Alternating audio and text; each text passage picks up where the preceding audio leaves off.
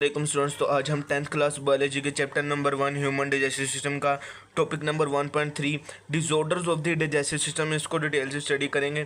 तो कोई से भी दो डिसऑर्डर जो हैं वो आपको एक कंबाइन करके जो है एग्ज़ाम में इंपॉर्टेंट लॉन्ग क्वेश्चन के तौर पर भी पूछे जा सकते हैं और इसमें से शॉर्ट क्वेश्चन भी आ सकते हैं, जैसे कि किसी भी डिसऑर्डर का साइन सिम्टम पूछ सकता है, कॉजेज, ट्रीटमेंट, प्रिवेंशन वगैरह पूछ सकता है। तो इसको आपने लाजमी तैयार करना है। तो फर्स्ट वन है डायरिया, जिसको हम आम ज़ुबान में लूज़ मोशन भी कहते हैं। डायरिया जो है इस करेक्टराइज बाय फ्रीक्वेंट लूज़ और वाटरी स्टूल। तो इसमें जो है फ्रीक्वेंट यानी कि बार बार स्टूल आते हैं जो कि लूज़ होते हैं। नॉर्मली जो है स्टूल वो सॉलिड फॉर्म में होता है, लेकिन जो डायरिया में हो जाता है उसमें जो है लूज़ फॉर्म में हो जाता है और वाटर पानी पानी तरह का और पतला स्टूल हो जाता है, जिसको नॉर्मली जो सॉलिड होता है लेकिन वो लिक्विड फॉर्म में कन्वर्ट हो जाता है, क्योंकि डायरिया में जो वाटर लॉस भी हो रहा था बॉडी से। Diarrhoea can lead to dehydration. As you know के डायरिया में जो है वाटर लॉस हो रहा होता है, बॉडी से पानी निकल रहा होता है ज़्यादा जब बार बार स्टूल आते हैं। तो इससे जो है डिहाइड्रेशन यानी कि पानी की कमी हो जाती है बॉडी में, जो कि स्पेशली इन चिल्ड्रन और एल्डरी, जो कि ज़्यादातर जो है चिल्ड्रन छोटे बच्चों में और एल्डर पर्सन में होती है और इनकी इम्यूनिटी भी कमज़ोर होती है, तो इनको डिजीज़ वगैरह ज़्यादा अफेक्ट करती हैं। तो साइन एंड सिम्टम देख लेते हैं इसके। साइन एंड सिम्टम बेसिकली अलामात को कहते हैं कि डायरिया में क्या अलामात शो होती हैं, पेशेंट को क्या फ़ील होता है। तो इसमें जो है फर्स्ट वन एब्डोमिनल क्रैम्प्स और पेन। तो जो एब्डोमन का रीजन है, जिसको हम बेली वाला रीजन भी कहते हैं, उसमें जो है क्रैम्प्स होते हैं और पेन होती है। एब्डोमिनल क्रैम्प्स, जिस तरह से हम आम जुबान में क्रैम्प्स को कहते हैं क्रल पड़ना, तो ये जो है मसल की सडन कॉन्ट्रैक्शन की वजह से होता है। और एब्डोमिनल रीजन में पेन भी होता है, ब्लोटिंग भी होती है यानी कि गैस भारीपन हो जाना जो है एब्डोमिनल रीजन में, और डिहाइड्रेशन यानी कि पानी की कमी हो जाना, जिससे जो है बार बार प्यास लगती है। जब पानी की कमी होगी तो अल्टीमेटली प्यास भी बार बार लगेगी। ड्राई माउथ यानी कि माउथ खुश्क रहेगा और डार्क यूरिन प्रोड्यूस होगा, क्योंकि जब बॉडी में पानी की कमी हो जाती है, जैसा कि मैंने आपको चैप्टर नंबर 4 में बताया था किडनी वाले चैप्टर में, तो जो फिर किडनीज़ हैं वो वाटर की रीअब्जॉर्प्शन ज़्यादा करती हैं और यूरिन जो है वो कम बनाती हैं। तो इससे जो है डार्क कलर का यूरिन जो प्रोड्यूस होता है, जिसको हम कॉन्सनट्रेटेड यूरिन भी कहते हैं, और ज़्यादा से ज़्यादा पानी जो है बॉडी स्टोर करती है ताकि बॉडी को डिहाइड्रेशन से बचाया जा सके। और इसके कोजेज़ देख लेते हैं। कोजेज़ हम कहते हैं कि किस वजह से होता है, क्या कोज है इसका।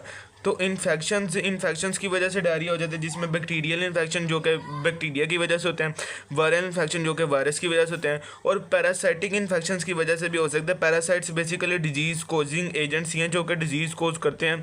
तो फूड एलर्जीज़ और stress and certain medication easy antibiotics. तो फूड एलर्जी को स्टडी करते हैं कि किसी बंदे को अगर किसी फूड से एलर्जी है, जिस तरह ऑटिस्टिक पेशेंट्स जो होते हैं उनको वीट वगैरह से एलर्जी होती है, तो अगर वो जो है किसी भी बंदे को किसी भी फूड से एलर्जी है, तो अगर वो फूड लेगा तो उसको फिर डायरिया भी हो सकता है। और स्ट्रेस जो है वो इटसेल्फ कोज नहीं है डायरिया का, लेकिन अगर डायरिया हो तो स्ट्रेस उसको वर्स कर सकता है। स्ट्रेस बेसिकली टेंशन डिप्रेशन को कहते हैं, तो इससे डायरिया ज़्यादा हो सकता है लेकिन इटसेल्फ कोज नहीं है। सर्टेन मेडिकेशन यानी कि कुछ मेडिकेशन जो हैं, अगर कुछ बंदे जी एंटीबायोटिक्स, तो कुछ एंटीबायोटिक्स या कुछ मेडिसिन के साइड इफेक्ट में भी डायरिया हो सकता है, तो कोई पेशेंट लेता है तो उसकी वजह से भी हो सकता है। ट्रीटमेंट यानी कि इसको ट्रीट किस तरह से किया जाता है, इसको ठीक किस तरह से किया जाता है, इसको स्टडी करते हैं। ड्रिंकिंग प्लेंटी ऑफ फ्लूइड्स में आ जाते हैं, पानी हो गया, जूस वगैरह हो गया। तो प्लेंटी का मतलब ज़्यादा पानी और फ्लूइड्स का पीना, ताकि बॉडी में जो पानी की कमी हुई है अल्टीमेटली उसको तो करेक्ट करना है ना। डिहाइड्रेशन से जो है किडनी स्टोन भी बन जाते हैं और फिर जो है किडनी फेलियर भी हो जाती है डिहाइड्रेशन से, जो कि एक्यूट किडनी इंजरी होती है। कई बार किडनी स्टोन्स की फॉर्मेशन होती है कम पानी पीने से, और फिर उससे एक्यूट किडनी इंजरी भी हो जाती है। तो इस तरह से बॉडी में पानी की कमी को ठीक करने के लिए ज़्यादा पानी पीना चाहिए। बेसिकली इधर इनको मैनेजमेंट की भी हेडिंग बनानी चाहिए थी, क्योंकि ये जो फ्लूइड्स प्लेंटी ऑफ फ्लूइड्स पीना है डायरिया का ट्रीटमेंट नहीं है, इसको हम मैनेजमेंट कह सकते हैं। तो अगर आपको लॉन्ग क्वेश्चन के तौर पर पूछा जाए तो आप इसमें मैनेजमेंट की भी हेडिंग बना सकते हैं। लेकिन अगर शॉर्ट क्वेश्चन पूछा जाए इस तरह से कि राइट ट्रीटमेंट ऑफ डायरिया, तो फिर आपने ये मैनेजमेंट वाला भी सारा इसी में ही लिखना है। तो यूज़ ऑफ ORS को हम कहते हैं ओरल रिहाइड्रेशन साल्ट्स या फ्लूइड्स भी इसको कहते हैं। तो बेसिकली जो ORS है इसमें साल्ट्स वगैरह होते हैं जो कि पानी की कमी, पानी ज़्यादा जब बॉडी से निकलता है फिर उसमें साल्ट्स वगैरह की भी एक्सक्रीशन होती है, तो उनको बेसिकली ठीक करने के लिए, उनकी जो कमी पूरी करने के लिए और है इसको पीना चाहिए। ईटिंग अ सॉफ्ट डाइट, यानी कि जो है सॉफ्ट डाइट है, जो नॉर्मल डाइट होती है, रस वगैरह और इस तरह की चीज़ें, हार्ड डाइट नहीं लेनी चाहिए। जिस तरह अगर किसी बंदे को डायरिया है तो वो बर्गर पिज़्ज़े खा रहा है और रोटी वगैरह खा रहा है तो उसको फिर ज़्यादा नुकसान होगा।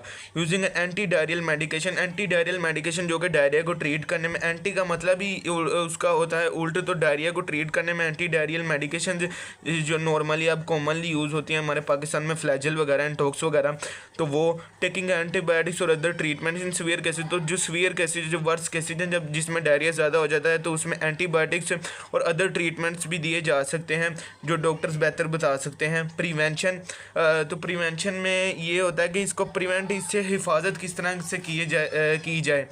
तो जिस तरह वो एक मशहूर कहावत भी है ना कि परहेज़ इलाज से बेहतर है। तो डायरिया अगर हमें ना हो तो इसको किस तरह से प्रिवेंट किया जाए कि हमें ना हो, तो वॉशिंग हैंड्स रेगुलरली, यानी कि हैंड्स को जो है अपने हाथों को वॉश करना चाहिए रेगुलरली, स्पेशली बिफोर ईटिंग और आफ्टर यूजिंग द बाथरूम, खाने से पहले और बाथरूम यूज़ करने के बाद जो है स्पेशली ख़ास तौर पर हैंड्स को वॉश करना चाहिए अच्छे से साबुन से, जिससे बैक्टीरिया वगैरह किल हो जाएँ। अवॉइडिंग कंटेमिनेटेड फूड और वाटर, कंटेमिनेटेड यानी कि मतलब आलूदा और गंदा जो फूड है और वाटर है उससे अवॉइड करना चाहिए, और स्ट्रेस से अवॉइड करना चाहिए, यानी कि स्ट्रेस ना लें तो फिर डायरिया भी नहीं होगा।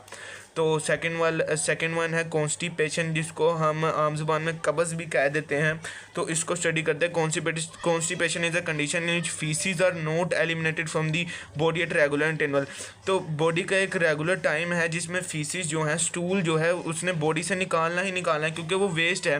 तो कॉन्स्टिपेशन जो है ये एक कंडीशन है जिसमें जो है फीसिस बॉडी से निकलते नहीं है रेगुलर इंटरवल में, जितने नॉर्मल टाइम में उनको निकलना चाहिए उसमें नहीं निकलते, जो है less than 3 times a week. तो 3 टाइम्स अ वीक जो है, वीक में 3 दफ़ा तो लाजमी स्टूल पास होता है, लेकिन अगर ना हो तो फिर उस बंदे को हम जो है कह देते हैं कॉन्स्टिपेशन है। जिसके साइन और सिम्टम देख लेते हैं। इनफ्रीक्वेंट और difficult bowel movements, bowel movements basically वो मूवमेंट्स होती हैं जो कि फीसिस को जो है बॉडी से एलिमिनेट करती हैं। तो इनफ्रीक्वेंट यानी कि जो ठीक तरह से नहीं है, फ्रीक्वेंट जिस तरह से नॉर्मल होती हैं उस तरह से नहीं है, डिफ़िकल्ट यानी कि जो है बाउल मूवमेंट्स में उसमें डिफ़िकल्टी आ रही है, फीसिस को एलिमिनेट करने में डिफ़िकल्टी आ रही है। हार्ड एंड ड्राई स्टूल्स, तो इसमें जो है स्टूल वो बहुत ज़्यादा हार्ड हो जाता है। नॉर्मली तो स्टूल जो है सेमी लिक्विड की तरह होता है, थोड़ा सा हार्ड होता है, लेकिन इसमें जो स्टूल वो बहुत ज़्यादा हार्ड हो जाता है, ड्राई हो जाता है। एब्डोमिनल डिस्कम्फर्ट और ब्लोटिंग, यानी कि इसमें फिर एब्डोमन वाले रीजन में, हमारे पेट वाले रीजन में जो है डिस्कम्फर्ट होता है, बेचैनी होती है, उलझन होती है, और ब्लोटिंग यानी कि गैस वगैरह बन जाती है एब्डोमिनल रीजन में। और इसके कोजेस देखते हैं। Lack of fibre in diet, तो फाइबर जो है वो बेसिकली हमारी बाउल मूवमेंट्स को भी बेहतर रखता है और जो है और अदर भी इसके बॉडी के लिए फ़ायदे हैं। तो अगर फाइबर ना हो प्रॉपरली डाइट में तो फिर उसकी वजह से भी कॉन्स्टिपेशन हो सकती है। डिहाइड्रेशन यानी कि पानी की कमी की वजह से भी हो सकता है। पानी की कमी होगी तो अल्टीमेटली भी स्टूल और हार्ड हो जाएगा, क्योंकि स्टूल जब निकलता है बॉडी से तो उसमें कंपोजिशन में, मैंने आपको लार्ज इंटेस्टाइन में बताया था कि उसमें वाटर भी होता है। तो अगर वाटर की कमी होगी बॉडी में तो स्टूल तो फिर अल्टीमेटली हार्ड होगा ना, और फिर उसकी जो है एलिमिनेशन वो भी बॉडी से डिफ़िकल्ट होगी। लैक ऑफ फिजिकल एक्टिविटी, यानी कि कोई बंदा फिजिकल एक्टिविटी नहीं करता, वर्जिश ही नहीं करता, घर बैठा रहता है, तो उसको भी जो है कॉन्स्टिपेशन का चांसेस हो सकते हैं। सर्टेन मेडिकेशंस, कुछ मेडिकेशंस भी हैं जो कॉन्स्टिपेशन कोज करते हैं, जिसमें पेन किलर वगैरह आ जाती हैं। पेन किलर बेसिकली इनको हम एनाल्जेसिक भी कहते हैं, जो कि दर्द के ट्रीटमेंट के लिए यूज़ होती हैं।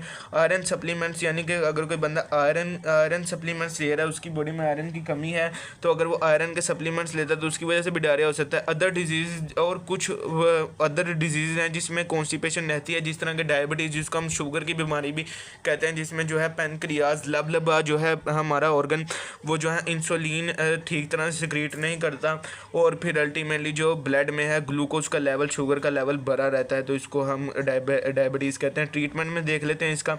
इंक्रीजिंग फाइबर इनटेक, तो फाइबर इनटेक जो है वो फाइबर जो है वो बाउल मूवमेंट्स को ईजी बनाता है, उनको ठीक रखता है, कंट्रोल रखता है। तो फाइबर के इनटेक को डाइट में ज़्यादा करें तो कॉन्स्टिपेशन को ट्रीट किया जा सकता है, जो कि फाइबर जो है फ्रूट्स में प्रेजेंट होता है, वेजिटेबल्स में प्रेजेंट होता है, वोल ग्रेन्स में भी प्रेजेंट होता है। ड्रिंकिंग प्लेंटी ऑफ वाटर यानी कि ज़्यादा से ज़्यादा पानी पिए ताकि जो स्टूल है वो पतला हो। रेगुलर एक्सरसाइज यानी कि एक्सरसाइज रेगुलर कीजिए। Use medication as prescribed by the doctor, तो डॉक्टर्स जो मेडिसिन प्रिस्क्राइब करते हैं उनको लेना चाहिए।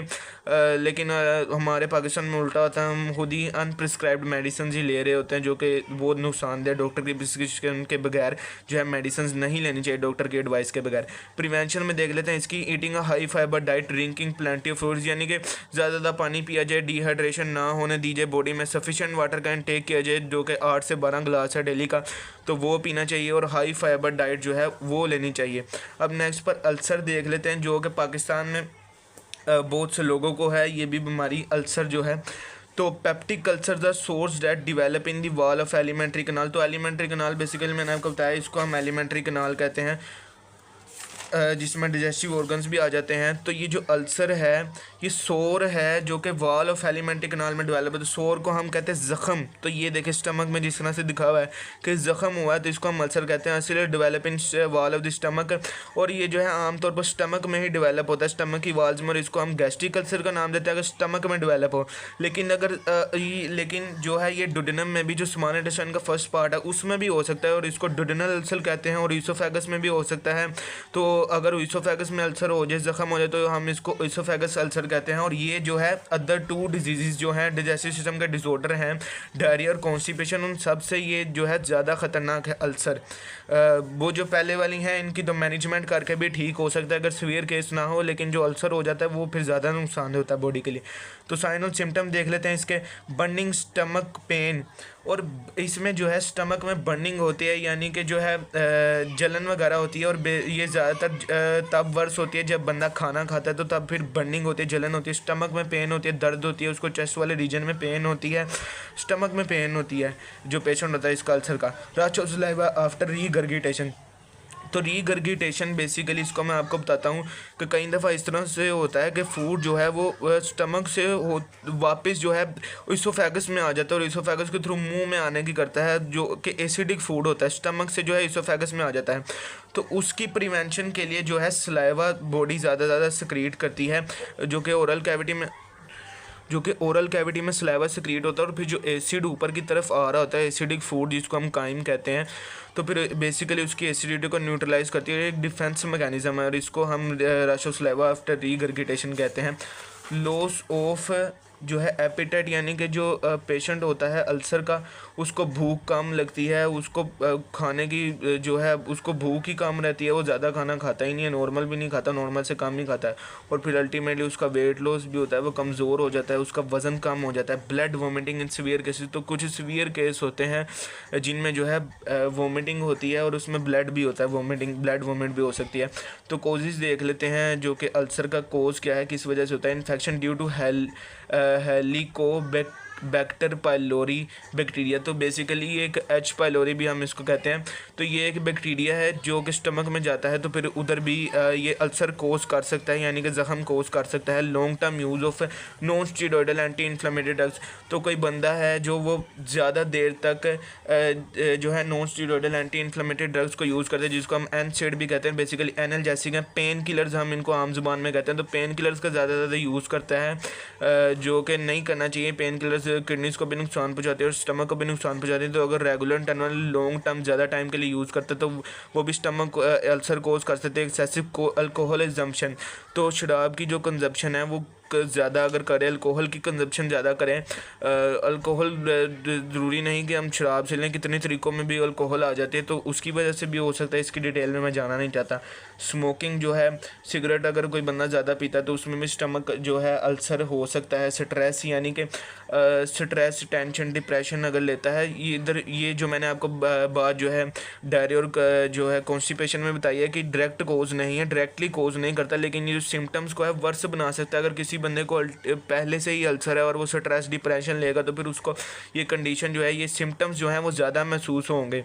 जो कि है लॉस ऑफ एपिटाइट, जो है भूख कम लगेगी उसको, बर्निंग ज़्यादा होगी, स्टमक में पेन वगैरह होगी। तो स्ट्रेस बेसिकली इन चीज़ों को वर्स कर देता है। ट्रीटमेंट में देख लेते हैं antibiotics to clear H pylori infection. तो एंटीबायोटिक्स जो है बेसिकली वो बैक्टीरियल इन्फेक्शन को ट्रीट करते हैं, बैक्टीरिया को किल करते हैं। तो एच पाइलोरी जो है वो बैक्टीरिया ही है और इसके लिए स्पेसिफिक एंटीबायोटिक यूज़ की जाती है जो एच पाइलोरी के बैक्टीरिया को किल कर देते हैं। Medicine called antacids and proton pump inhibitor.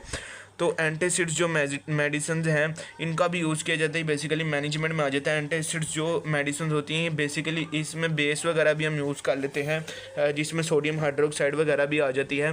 तो ये जो है स्टमक में जो एसिड प्रेजेंट होता है उसको, इसकी मकदार को कम करती हैं। और प्रोटॉन पंप इनहिबिटर्स भी ये मेडिसिन ही हैं जिसको हम राइजिक वगैरह, ओमेप्राजोल जो आम यूज़ हो रहा है पाकिस्तान में, राइजिक हो गया, ओमेगा हो गया, तो ये भी यूज़ करते हैं। जो कि प्रोटॉन पंप इनहिबिटर भी बेसिकली मैं आपको सिंपली बता देता हूँ, इसकी डेप्थ में जाने की ज़रूरत नहीं है।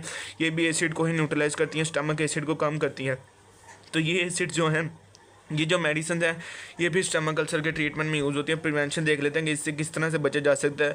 Avoiding excess use of pain killer, यानी कि पेन किलर एंड सेड्स का ज़्यादा यूज़ ना किया जाए। स्पाइसी फूड को अवॉइड किया जाए, यानी कि ज़्यादा स्पाइसी फूड ना खाया जाए, बाहर का खाना ना खाया जाए।